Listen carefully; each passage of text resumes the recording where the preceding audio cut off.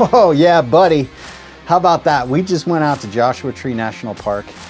We're excited about today's video. Hey, we know it's been a minute since we posted a video, but client work, right? I mean, we run a whole nother creative business. It's called TVF Tactical Creative. We do all kinds of client work, design, branding, video, photo. All right, our last video that we posted, we were out in La Jolla, California. So during that same trip, we actually then ventured on up to Joshua Tree National Park. And on the way up there from La Jolla, we decided to take the scenic route. We saw some pretty awesome stuff. We saw this crazy metal sculpture, art gallery type place. I don't know what you want to call it, but they had Optimus Prime. You know, I'm a fan of Optimus.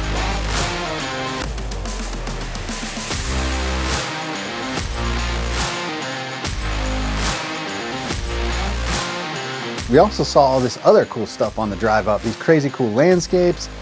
There's a section of highway in California that I've never been to where you drive past like what seem like thousands and thousands of windmills.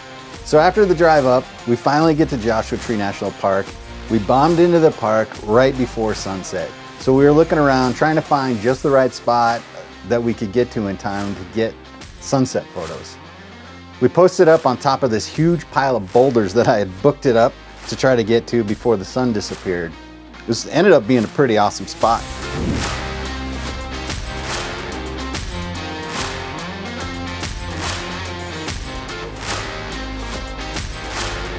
So the overall purpose of this trip was to go to Joshua Tree and actually do some commercial photos of an Airbnb property that a friend of ours owns out there.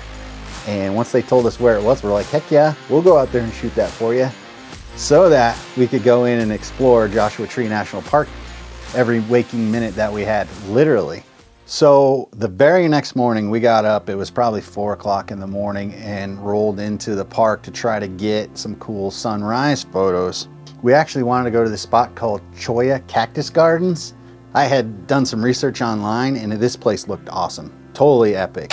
If you get there during sunrise, you can actually get the cactuses are all backlit and it just looks like they're glowing. It just looks awesome.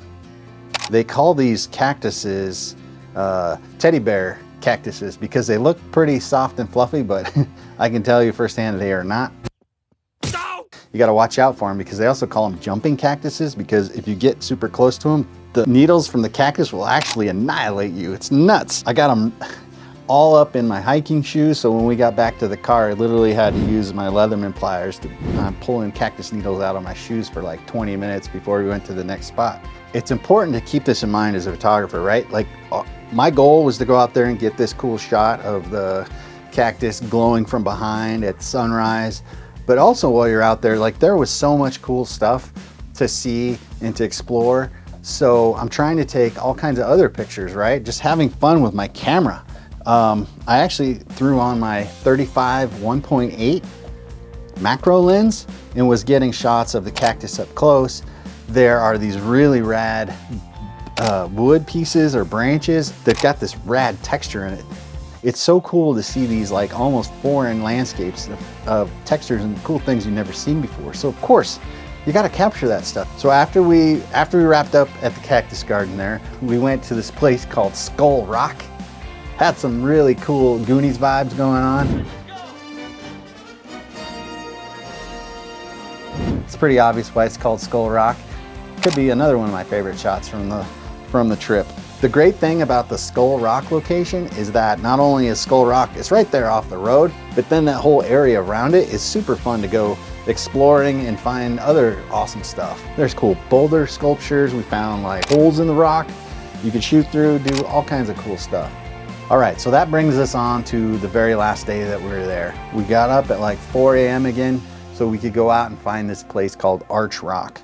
So on the way to Arch Rock, we're watching the sun come up and it was totally epic. So we pulled off the side of the road and got what could be my favorite shot of the whole trip. It's like the total quintessential Joshua Tree shot with the silhouette of the cactus and the different layers of the sun coloring coming up. It was awesome.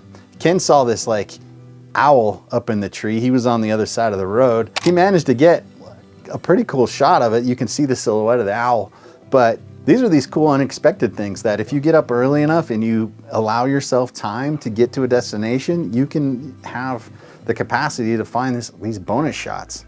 Now, Arch Rock looks awesome. I've seen some cool photos of this place online, and it seemed like sunrise would be the ultimate time to get there. Now, let me just tell you, as a photographer, beginning photographer, amateur, pro, I don't care where you're at, I'm sure you've had a time in your life where you've got this picture in your head of like, yes, I'm gonna go get this absolutely epic shot. And then you go there, and you take the shot, and it's like, wah, wah, wah. I don't know. That was kind of the experience I had. So we got there, and maybe it was because we could have used more clouds to give it more of an orange glow sunrise. There was not a cloud in the sky on this morning that we went there. We were able to get the sun coming up, gleaming through the arch, like underneath of it, and then lighting up the bottom part of the arch a little bit. But the shot just wasn't as epic as I had hoped. Came out decent, but like I said, not like I hoped. The awesome thing about that same area, much like Skull Rock, is that you can venture around and find all kinds of cool stuff to shoot. The rock formations there are like from another planet, so that was just so much fun. Just sitting there, looking around, taking pictures, walking through, adventuring, exploring. So this is part of the video where I want to talk about the key pieces of gear that are essential for a trip like Joshua Tree, or any photo adventure that you go on, really.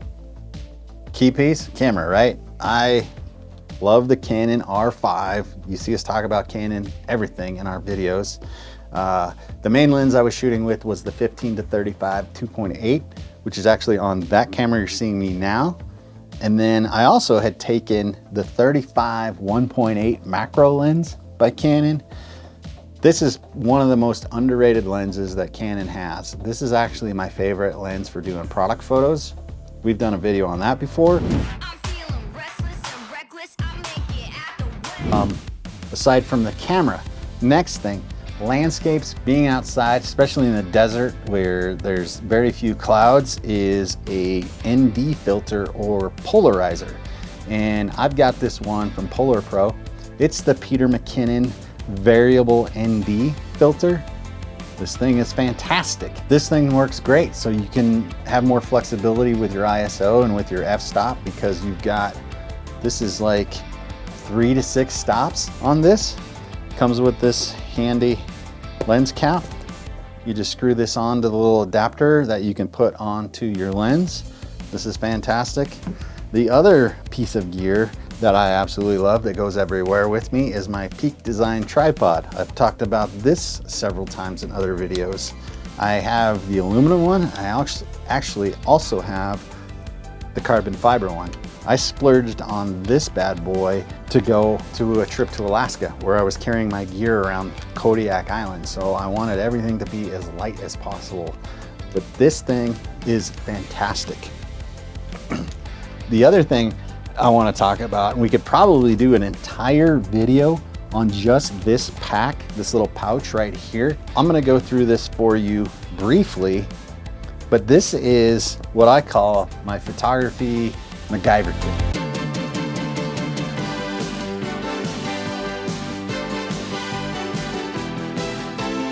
Tenba makes this amazing pouch. I have a ton of these pouches. They come in different sizes. They call them Tenba toolboxes. So great. I'm gonna go through super quick what I have here. I'm not gonna pull everything out. You can see what I have, but key piece of gear here I have is an extra little battery bank. When I talk about, you know, having your phone with you, you'll use your phone on shoots often, right? Like you're taking behind the scenes pictures, you might be using your navigations, listen to music while you're driving, stuff like that. But this thing will give me about 2 full battery charges, and it's tiny, it's super nice. I'll just show you that. It's made by Anchor. The other thing is my small rig camera multi-tool. This thing is fantastic. Flashlight. Also have the Peak Design. This clips onto your backpack so you can hold your camera on your thing. I'm not gonna pull everything out. This is one of my favorite Leatherman tools. So like I said, how I was getting the how I was getting the Cactus out of my boots. If I hadn't had this and tried to use my fingers, forget about it. And then I've got different cables for charging my phone or various different things. You know, if you have a USB-C battery charger, I'm not gonna pull everything out. Check this out, this flips open. You ready to get your mind blown? I have so much cool stuff in here that you wouldn't think of that I've researched. Never go anywhere without a roll of electrical tape, because this little piece of tape will be your lifesaver when you need to fix something. I've got quick adapter releases. Always have an extra carabiner clip, so you could clip your backpack to your tripod if you needed extra weight, or you can clip stuff to a backpack.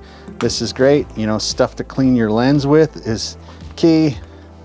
This is normal EDC stuff. Remote. I've got like 3 different ways to do a remote on my camera.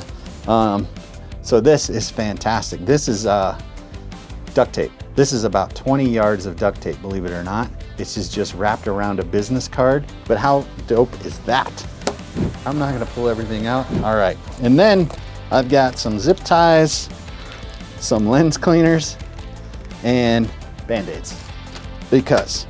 And then I also have some other little gizmos and gadgets for extra tripod plate and some extra Peak Design clips and adapters. Yeah, so other than this kind of gear, the things that you're gonna always need, absolutely take a water bottle, take extra water, keep it in the car so you can refill your water bottle. You can need sunscreen, maybe some bug spray depending on where you're going. And then also your clothing, just make sure you take extra layers, you know, keep yourself warm, keep yourself dry. Might need sunglasses, might need a hat to keep the wind off you. I know you were jealous, you were eyeballing that cool hat I was wearing in part of my video. Pretty cool, isn't it? Oh, and the last piece of gear, you're gonna need something to haul all your gear. And that's a backpack or a camera bag. This is the V230 Shimoda camera bag. Love this thing, because Shimoda's got this pretty cool ecosystem of all their dividers and everything. And this is great. It's a really good size for a day pack. It's got really great straps, harnesses. I won't get into that too much, but this is pretty much what you would need on a trip like this. So that's it for now. That's it for today. We are excited about our next video that's gonna come out soon. So please hit the notification bell so you can see that. We review a Canon $10,000 lens. That's the next one coming at you. And you guys have no idea. We have so much awesome stuff in the works.